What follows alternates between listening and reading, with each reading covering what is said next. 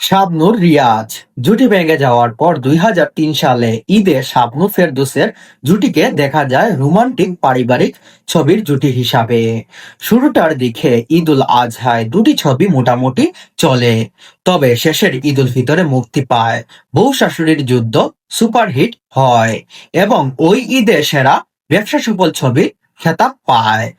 First ওই ঈদে শাবনূরের দুটি ছবি ছাড়া বাণিজ্যিক ধারাবাহিকতায় বাকি ছবির অশ্লীলতা থাকার কারণে নিষিদ্ধ হয়েছিল।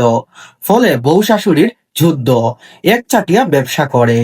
আবারও প্রমাণ হয় সুষ্ঠু ধারায় ছবি দর্শকের কাছে শাবনূরই একমাত্র ভরসা। ছায়াছন্দের মতো 2003 সালে মানে মানে তুমি তুমি পরিব যুদ্ধ এই ছবিটি দিয়ে শাবনূর অনেক বেশি সুনাম অর্জন করেছিল। এই ছবির সফলতায় বাংলাদেশে প্রায় সব পত্রিকায় শাবনূরের ছবি এসেছিল।